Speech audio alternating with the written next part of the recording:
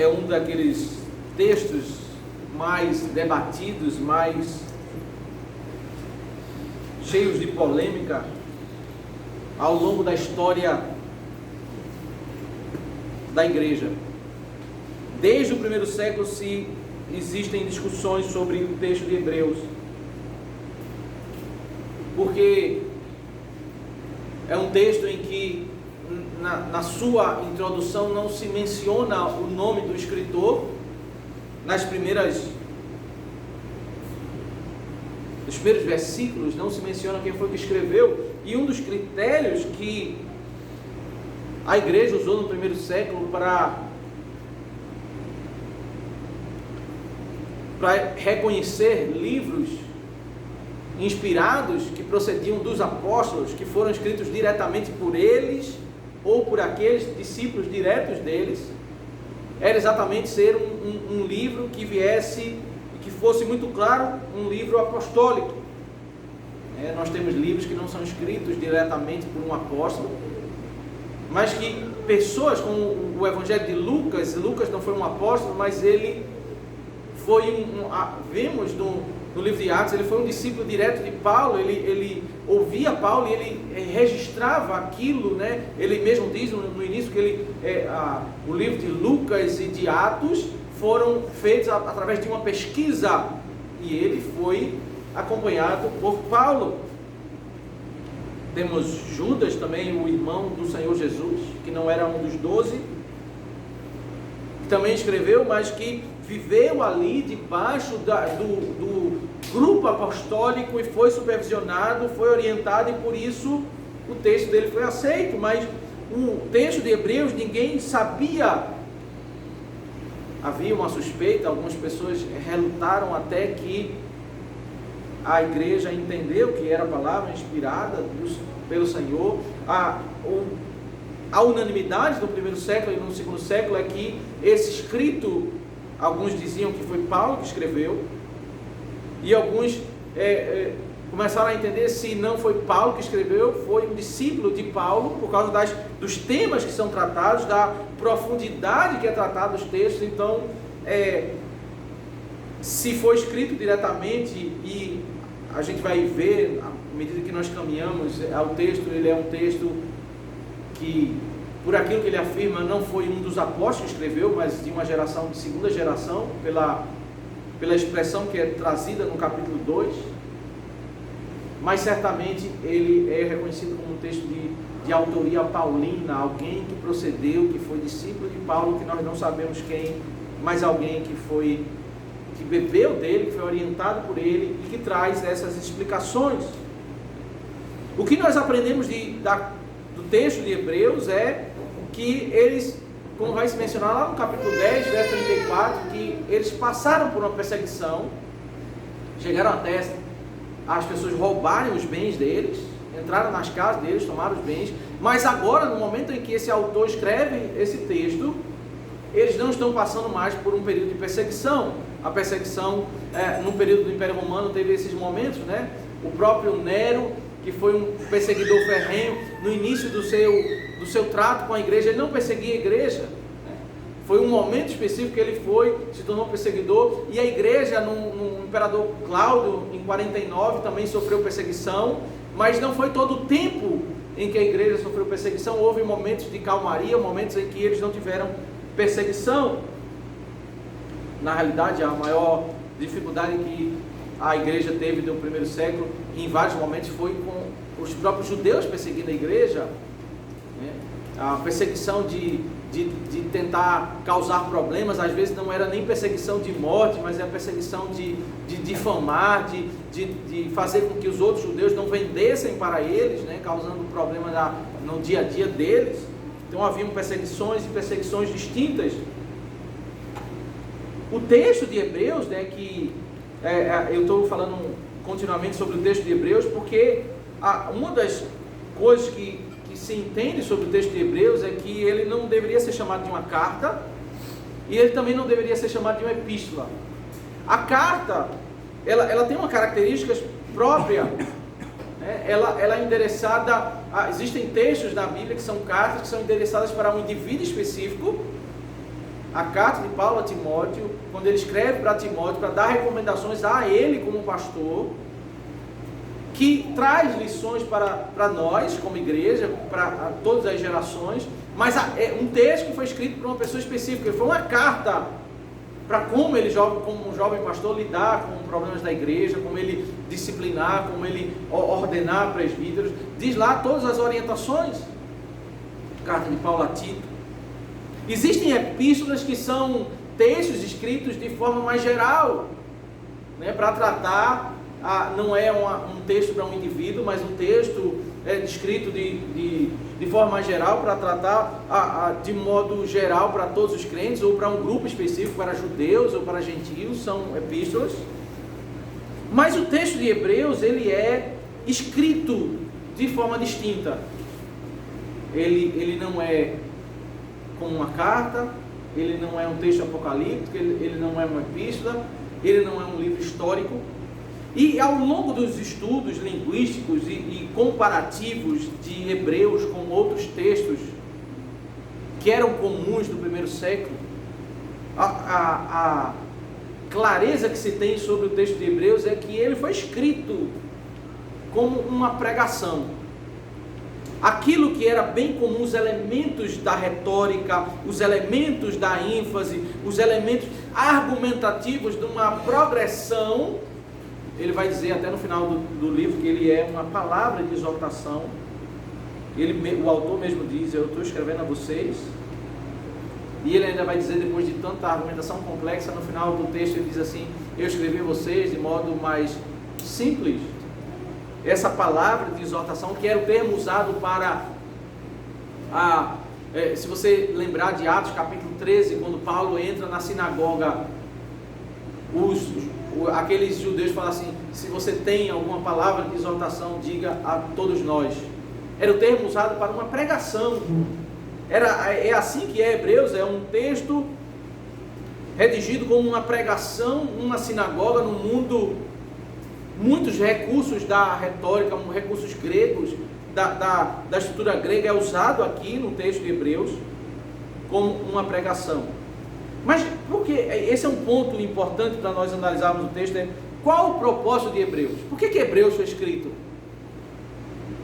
Naqueles dias, meus irmãos, imagino você passar por uma perseguição, acalmou a perseguição, mas que trouxe implicações financeiras. Você agora está vivendo num mundo em que você, um judeu que foi convertido ao cristianismo, e você está vivendo numa cidade onde tem vários outros judeus não convertidos a Cristo, e eles começam a não querer vender no comércio.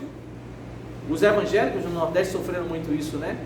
Quando uma pessoa professava a fé num sertão, ele não conseguia comprar no mercado, porque o padre, que tinha uma influência muito forte no mercado, na cidade, dizia que as pessoas não poderiam vender para os crentes. A própria família do Isaac Sá, uma pessoa tão conhecida nossa, eles migraram de uma cidade para outra, porque quando eles professaram a fé, a única família que professou a fé naquela cidade, o padre falou para ninguém vender para eles. Eles tiveram que sair, o marido e a mulher e eles, crianças pequenos, eles saíram, migraram, deixaram tudo para trás, foram para outra cidade, porque eles iam morrer de fome lá, eles não tinham como sobreviver ali. É uma realidade muito comum, há alguns anos atrás, aqui no Nordeste. E era essa realidade que os judeus crentes estavam enfrentando. E quando eles começaram a passar por dificuldades, começou a existir um movimento muito forte de migração dos crentes, voltando, rejeitando a fé e voltando para o judaísmo. E é nesse contexto que o texto de Hebreus ele é escrito, para tratar com esses judeus que agora estão desprezando a glória de Cristo e voltando para os símbolos e estruturas do Antigo Testamento. O texto ele começa numa seção introdutória. Tudo que é afirmado aqui no verso 1 ao verso 4, ele vai repetir, ele vai aprofundar, como é próprio de uma pregação. Ele vai fazer esse recurso de mencionar os tópicos que ele vai tratar, do verso 1 ao verso 4, e ele vai agora, a grande seção do capítulo 1 e capítulo 2, é o desenvolvimento desse verso 1 ao verso 4, quando ele vai dizer antigamente Deus falou muitas vezes e de muitas maneiras aos pais pelos profetas. Ele vai tratar sobre a glória, 3 tópicos, não necessariamente nessa ordem, mas a glória da pessoa de Cristo, a glória da sua palavra e a glória da sua obra. Se você atentar, ele começa falando sobre a glória da sua palavra. Para falar sobre a glória da sua obra, ele vai abordar elementos da obra, da encarnação, do ato da cruz e da ascensão. E ele vai dizer que a superioridade de Cristo, a glória da sua pessoa. Um ponto assim que é muito importante nós entendermos o contexto de Hebreus é que no meio judaico, depois o Antigo Testamento ele foi traduzido para o texto grego por um grupo de judeus que estavam vivendo longe de Israel. Eles traduziram a um texto que é chamado Septuaginta, que foi uma tradução em um contexto onde haviam muitos judeus liberais, judeus não tão habilidosos certamente no estudo, na academia, mas eles não viviam em um contexto de tanta piedade. Então, no texto da Septuaginta há boas traduções, mas há traduções em que eles corrompem totalmente o significado do texto hebraico, do texto original. Então, por vezes o Novo Testamento cita a Septuaginta ao invés de citar o texto hebraico, mas exatamente para confrontar a ideia da Septuaginta. E uma das coisas que a Septuaginta fez foi causar aquilo que era um dos grandes problemas do primeiro século. A Septuaginta foi traduzida antes, mas no primeiro século havia no meio judaico uma valorização exacerbada aos anjos. Eles quase que idolatravam anjos. E essa valorização exacerbada aos anjos procede da tradução da Septuaginta. Então, um dos pontos de Hebreus capítulo 1 e capítulo 2 é falar sobre a glória de Cristo, comparando ele com os anjos, com aquilo que a comunidade judaica mais valorizava, mais estava se desviando da verdade.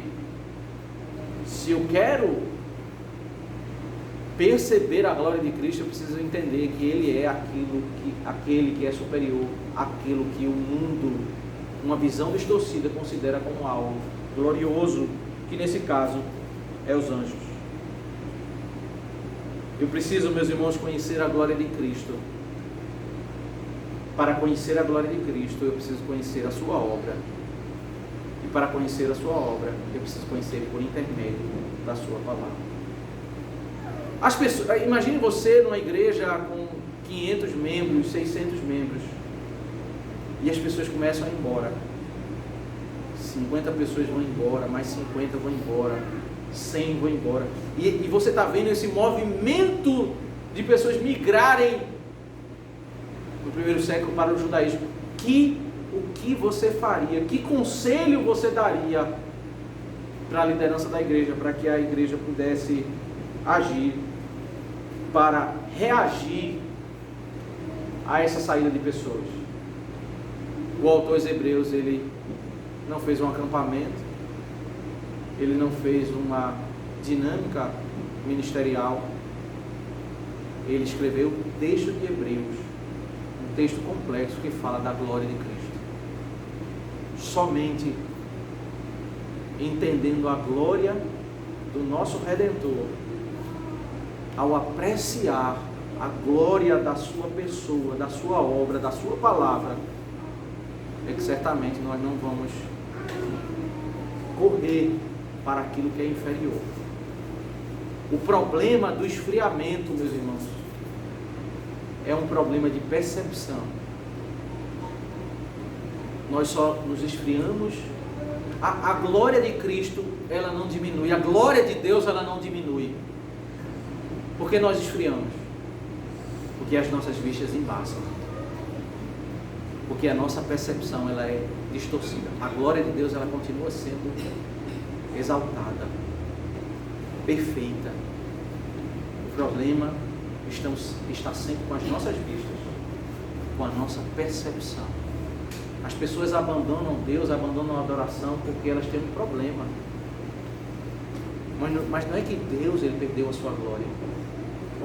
E o tratamento de Hebreus é exatamente para que as nossas vistas sejam esclarecidas. Ele vai tratar até no capítulo 6, dizendo assim: eu queria até avançar e trazer ensinos mais complexos, mas vocês são como crianças que necessitam de leite. É por isso que está ocorrendo o êxodo, pessoas indo para ensinos de pouca glória, não percebendo a grandeza e a glória de Cristo, porque eles estão com o coração e os olhos embaçados. O primeiro ponto, meus irmãos, é a glória da sua revelação, da sua palavra. E isso deve ser entendido, meus irmãos, nessa sessão introdutória. Obviamente nós vamos aprofundar quando chegar no capítulo 2, verso 1 ao 4. Mas essa é a dinâmica, né? O verso 1 ao 4, a introdução, que fala da sua revelação, da glória da sua obra e da glória da sua pessoa. E aí ele vai do verso 5 ao verso 14, a glória da sua pessoa. Do capítulo 2, verso 1 ao 4, a glória da sua palavra, a sua revelação. E capítulo 2, verso 5 ao 18, a glória da sua obra. Então os três tópicos do verso 1 ao verso 4, eles serão desenvolvidos do capítulo 1, verso 5 até o final do capítulo 2. Nós vamos caminhar em alguns domingos sobre esse bloco. Mas na sessão introdutória vai se explicar sobre a glória da sua revelação, da revelação de Cristo.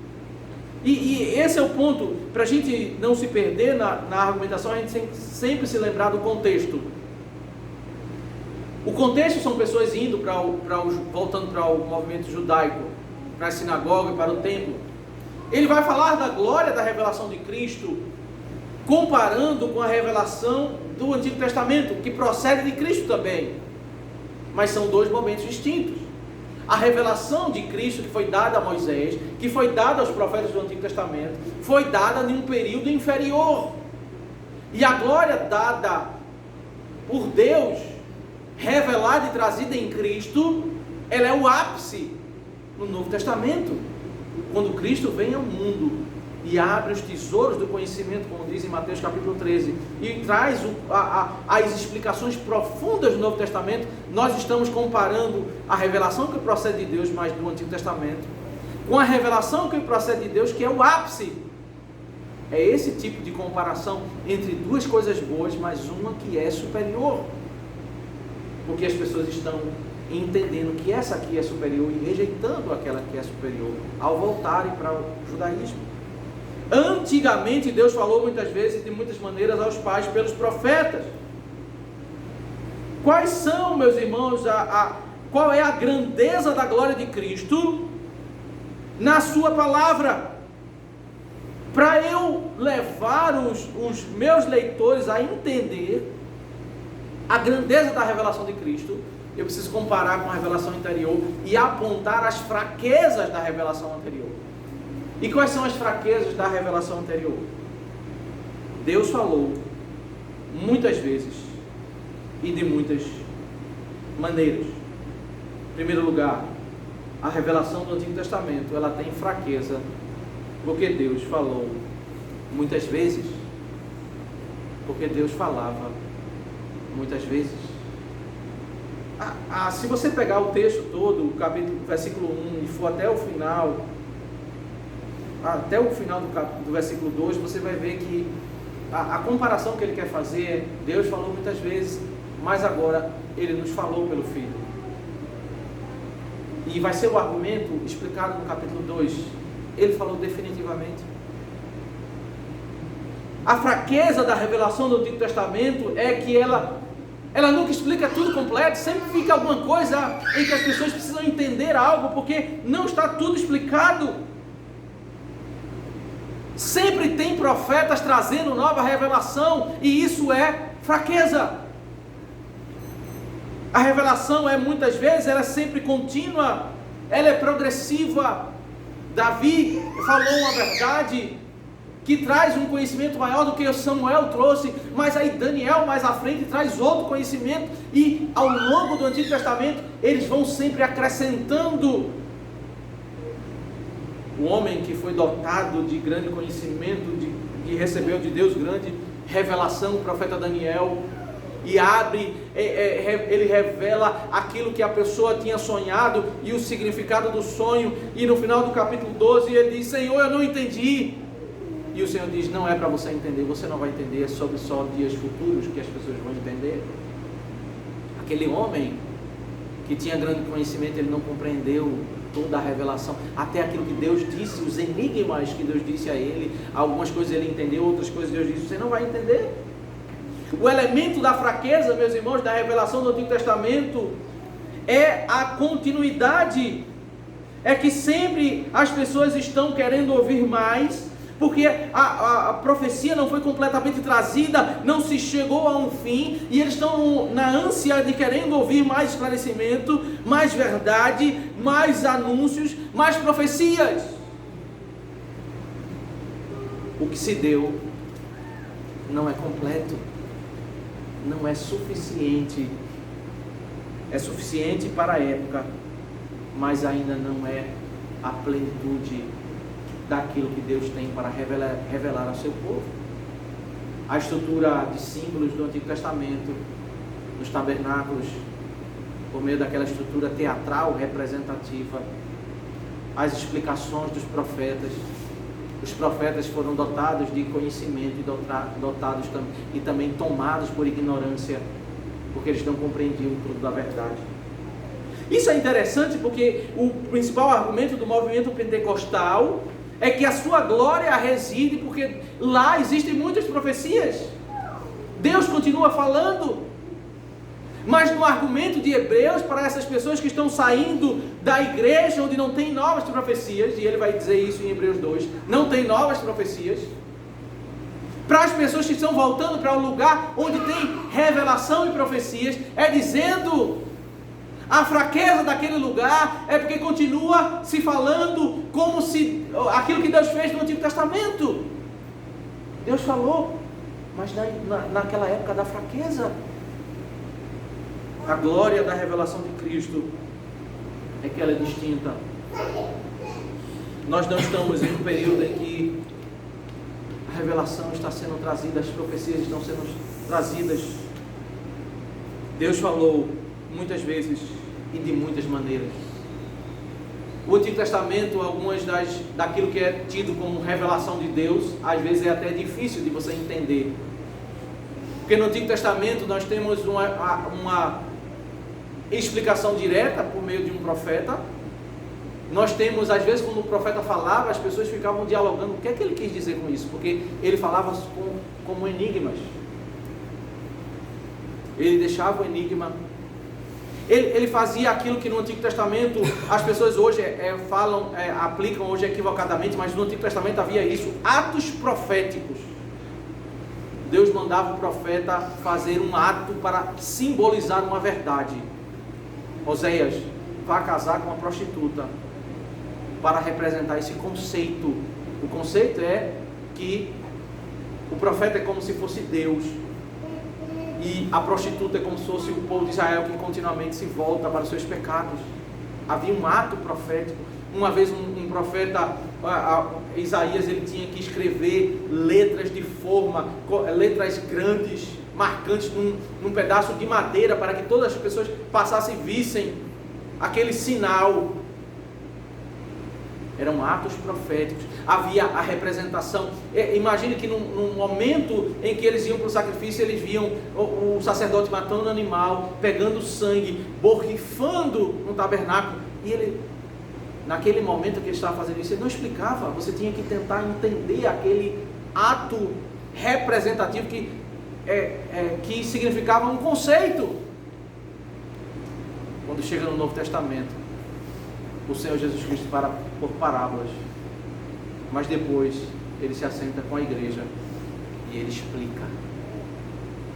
Acabou-se os enigmas, acabaram-se os atos proféticos, acabaram-se toda a estrutura de dificuldade, toda a estrutura complexa. Agora nós chegamos não por sonhos, não por visões, não por enigmas, não por histórias, mas a tudo aquilo que representa uma idade da dificuldade. Nós chegamos numa idade que é o ápice. Nós queremos voltar para os enigmas, ou nós queremos chegar nas explicações das cartas paulinas, nas explicações, até o texto de Apocalipse, meus irmãos, ele é escrito no estilo literário que é conhecido da época. Para aquele que conhece o estilo literário, não tem enigma, é um texto claro. O que nos dificulta o entendimento de Apocalipse é não conhecer o estilo literário que no primeiro século eles conheciam. Mas o texto é uma explicação. Deus falou de muitas formas, de muitas vezes, de muitas maneiras, mas agora Ele nos falou pelo Filho, e o Filho traz profunda compreensão.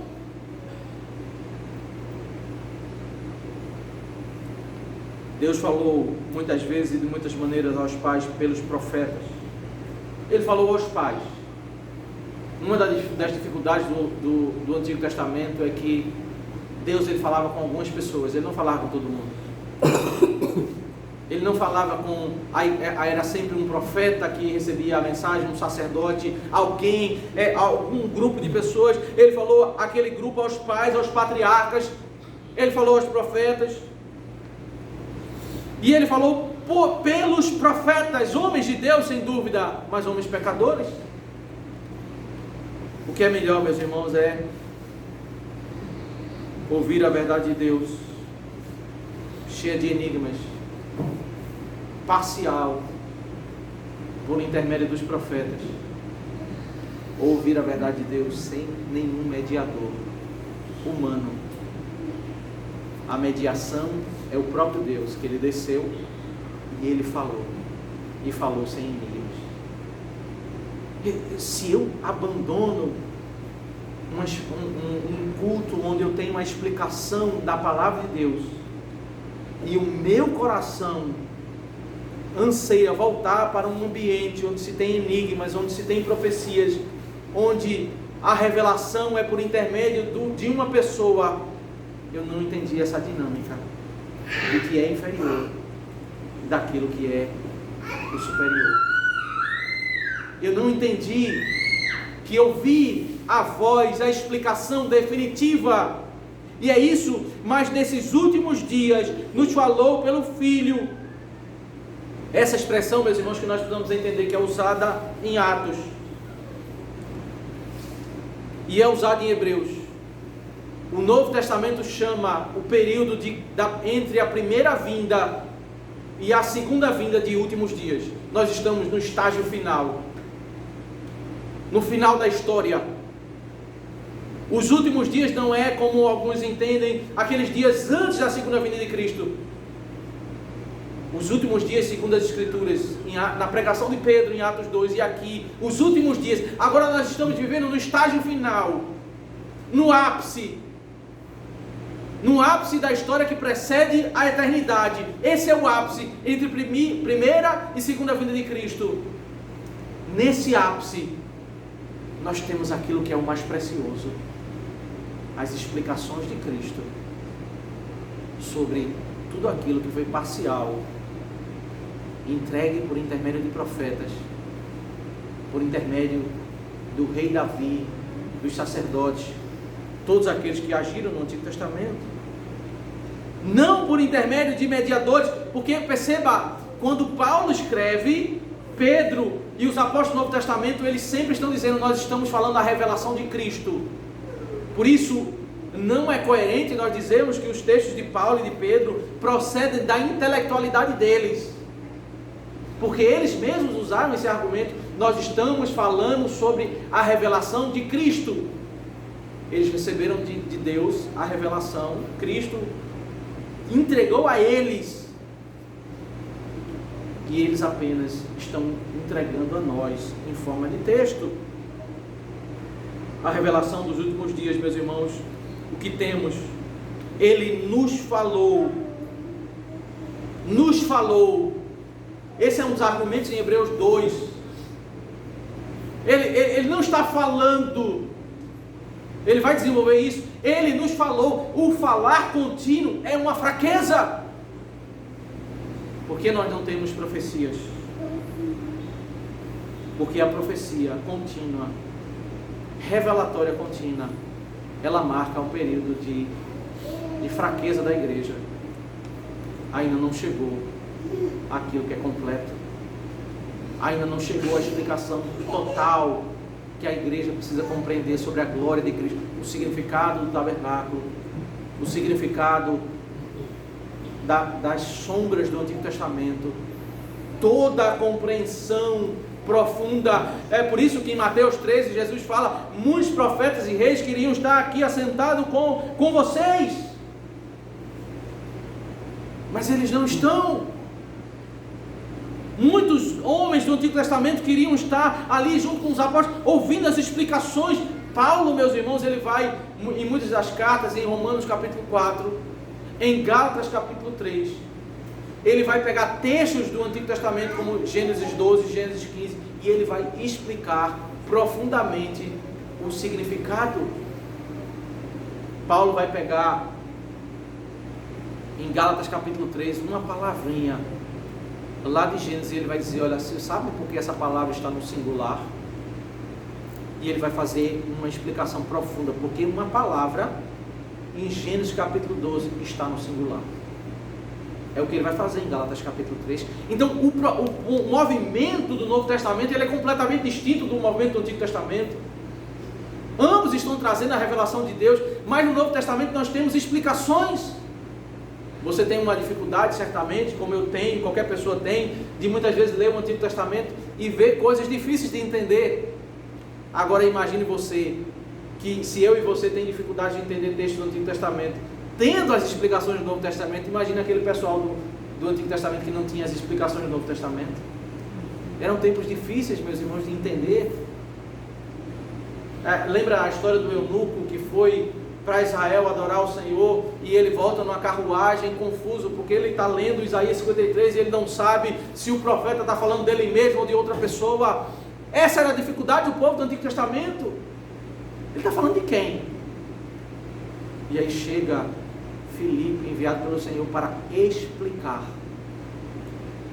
Esse é o movimento do Novo Testamento, explicar o significado das dificuldades. Essa é a glória, meus irmãos, do Novo Testamento. Essa é a glória do tempo da igreja. Nós vivemos esses últimos dias quando Deus nos falou pelo Filho. E se eu tenho a glória da palavra de Cristo como algo glorioso na minha mente e no meu coração, eu não preciso acrescentar. Eu não preciso de algo mais. Quando eu olho para a palavra de Cristo e eu quero algo mais, é que eu não entendi que aqui é o ápice. Eu estou querendo algo mais, porque não é que a palavra não é gloriosa, é que as minhas vistas estão embaçadas. Eu não compreendi a glória do que eu tenho em mãos. Eu não compreendi o estágio em que eu estou vivendo na história da redenção, a glória do momento da igreja que o profeta Samuel queria estar vivendo, que o rei Davi queria estar vivendo, que Salomão não viveu. Nós estamos vivendo. Imagine as pessoas saindo desse momento e voltando para o momento inferior. Ele nos falou pelo Filho. Ele não nos falou por Davi, ele não nos falou por Samuel. Deus veio, andou entre nós e nos falou. Nós temos, meus irmãos, a palavra direta de Deus, sem a estrutura enigmática do Antigo Testamento. Nós temos no Novo Testamento as explicações profundas daquele que é o Criador. E porque eu quero novas revelações? Porque eu não entendi que eu estou no ápice. Eu não entendi esse movimento de progressividade. A pessoa cresceu, passou pelos estágios da infância, usou a mamadeira, pela a vida escolar infantil, passou no ensino médio, universidade, chegou à vida profissional, e ele quer voltar a viver no maternal. Ele não entendeu. O maternal tem a sua importância, Mas é uma anomalia quando você vê um adulto de chupeta, um adulto querendo usar mamadeira. Você vê ele não compreendeu que agora ele tem a maturidade e a idade para viver uma vida e se alimentar, de ele poder ler um livro com certa autonomia e compreender e debater ideias. Ele não compreendeu isso. Ele volta àquilo que é a infância. Essa é a exortação do texto de Hebreus. Eles não compreenderam a glória de Cristo. Ele nos falou pelo Filho. A transição do verso 2 agora, da revelação para a sua obra, a quem constituiu o herdeiro de todas as coisas e pelo qual também fez o universo. Ele é constituído herdeiro. Cristo sempre foi dono de tudo. Mas esse termo usado em Hebreus, que ele é feito um herdeiro, é que Cristo, ele se torna homem e ele vai ser agora herdeiro como Deus homem. Ele como o segundo Adão, ele vai ter a herança que Adão perdeu. Deus deu a Adão um mundo para ele governar, um mundo que deveria se submeter a ele, com todas as riquezas. E Cristo, como é sem pecado o homem, ele é constituído herdeiro. Ele está falando aqui, meus irmãos, desse momento da encarnação. Ele vai desenvolver isso em Hebreus 2, versos 5 ao 9, quando falar sobre ele, sobre herdeiro de todas as coisas. Ele vai aprofundar o que ele quer dizer aqui na introdução, o que significa ser herdeiro. Mas ele, da encarnação, ele já retrocede e vai para apontar algo muito glorioso. Eu não estou falando daquele que é Davi, daquele que é Samuel, daquele que foi criado. Eu estou falando daquele que fez o universo. Assim como o apóstolo João escreve lá em João capítulo 1, Cristo, na hora da criação, ele foi o mediador. Nada foi feito sem ser por intermédio dele. Cristo, Deus eterno, o mediador da criação, ele fez o universo. Como eu vou deixar de ouvir a explicação final do Criador para ir para um lugar onde eu vou ouvir a explicação parcial que procede do Criador, mas que vem por intermédio da criatura? Eu não estou entendendo o que é mais glorioso e o que é menos glória. Ele fez o universo, meus irmãos, ele é o Criador. Ele que é o resplendor da glória de Deus e a expressão exata do seu ser. Aqui o texto fala sobre a sua divindade e a sua humanidade, porque ele revela completamente a glória do Pai. Ele é aquele que revela a Deus completamente, e os apóstolos até tiveram dificuldade nisso, né? Filipe disse, quando Jesus estava indo embora, em João 14, disse: Senhor, eu só te peço uma coisa, mostra-nos o Pai e está tudo bem. Jesus fala: quem me vê, vê o Pai. Em João 14. Nós somos, meus irmãos, cegos em nossos conceitos, em nossa percepção, até nas nossas melhores ideias. Mas Cristo veio até nós, porque Ele é esse resplendor da glória, para iluminar, para trazer essa compreensão perfeita. Ele revela a Deus. Ele é a revelação completa. Ele resplandece essa glória. Ele é a expressão exata. Ele não é a expressão parcial. O que é a estrutura parcial das profecias contínuas do Antigo Testamento, sustentando todas as coisas pela sua palavra poderosa. Ele não é apenas o mediador da obra da redenção quando ele encarnou, ele não é apenas o mediador da obra da criação, mas ele é aquele que governa. Ele está falando agora da providência. Ele sustenta tudo. se o mundo vai dirigir para a direita, para a esquerda, se os acontecimentos, a história da humanidade está nas mãos de Cristo. Ele é aquele que dirige tudo, que sustenta tudo. Tudo que nós dependemos do seu governar, do seu agir, cada ato, cada coisa, está nas mãos daquele que governa. Aí ele caminha para a obra de Cristo agora no ato da cruz. Depois de ter feito a purificação dos pecados, assentou-se à direita da majestade nas alturas. Ele vai desenvolver isso, mas perceba que ele está falando de encarnação, o Criador, o sustentador, aquele que morreu na cruz e purificou os pecados, aquele que subiu aos céus. São vários atos da sua obra. Eu estou deixando de ouvir a explicação final daquele que é o centro de tudo, o centro da redenção, para voltar a ouvir as explicações parciais daqueles que agiram como representações de Cristo. Eu estou querendo ouvir mais o que Davi falou aqui. Davi, uma figura imperfeita daquele que é perfeito. Moisés, Davi, os profetas, os sacerdotes, todos eles foram figuras imperfeitas, parciais, para representar aquele que é perfeito, aquele que fez a purificação de pecados, não o ritual cerimonial que apontava para a purificação de pecados, que representava a purificação de pecados, que representava o subir aos céus. A Escritura traz isso. Nós queremos subir ao monte, subir aos céus. Você sabe porque o templo era colocado em cima do monte? Para representar isso que é o cantado no Salmo 15.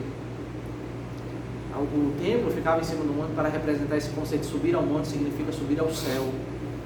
A nossa esperança é subir aos céus e habitar com Deus, sair desse mundo caído. Então o templo foi colocado em cima do monte para representar, quando as pessoas saíam das suas casas para ir para o culto, eles subiam um monte. Que figura, né? Interessante para representar esse conceito. Eu estou representando, eu sou subindo naquele lugar que representa a minha esperança, que é subir ao céu. Cristo foi aquele que a prova da sua obra a ser perfeita é que a morte não teve domínio sobre ele. Ele ressuscitou e subiu aos céus, e ao subir aos céus, em Apocalipse 4 e 5, os céus se prostram, os anjos se prostram e cantam: digno é o Cordeiro de receber honra e louvor, porque ele é digno de ser adorado. Ele subiu aos céus. Se eu compreendo a glória da sua palavra, se eu compreendo a glória da sua obra, aí ele vai chegar no verso 4, que é o ponto onde ele quer levar os seus leitores a entender, tendo se tornado tão superior aos anjos quanto herdou o mais excelente nome do que esse. Ele vai explicar o que é ter um nome maior do que os anjos. Vai ser o verso 5 ao verso 14. Ele é tão superior aos anjos. Aquilo que lá na sinagoga e no templo os judeus mais falavam, por meio da sua compreensão imperfeita, por meio da revelação parcial, eles estavam com o coração cheio de apreciação pelos anjos. Sabe por que, meus irmãos, as pessoas desanimam? Sabe por que nós desanimamos? Porque nos falta compreender mais da glória de Cristo, a glória da sua pessoa, a glória da sua obra. É por isso que nós desanimamos. É por isso que nós deixamos de adorar. É por isso que nós deixamos de orar. É por isso que nós abandonamos a leitura da palavra. É por isso que pessoas abandonam o cristianismo para viver uma vida nesse mundo, porque eles entendem que o mundo é mais precioso. Eles abandonam um culto simples, com explicações claras da palavra de Deus, para ambientes enigmáticos, que falam de sonhos, de visões, de profecias, de atos proféticos, porque eles não compreendem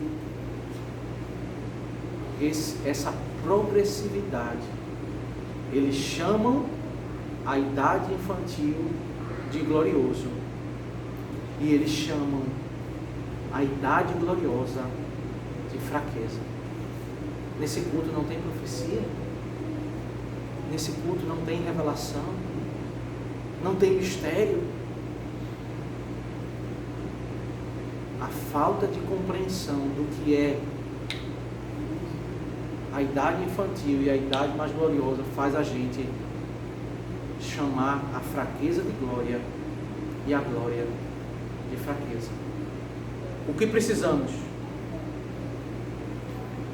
Quando à luz desse movimento de Hebreus, nós precisamos fazer é primeiro entender onde está o problema.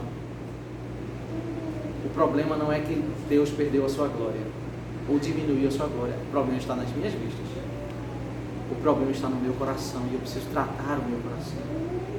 O meu coração, ele é tendencioso a chamar de mais glorioso aquilo que está no mundo, aquilo que tem fraqueza, a apreciar coisas que não têm glória. Como a humanidade tem uma tendência, né, à idolatria, né? A idolatrar o cantor, idolatrar o jogador de futebol, idolatrar coisas frágeis desse mundo e menosprezar aquilo que é cheio de glória. O que nós precisamos fazer quando esses sinais começam a bater a nossa porta é nos derramar diante de Deus e orar mais e ler mais até que esse é o nosso remédio.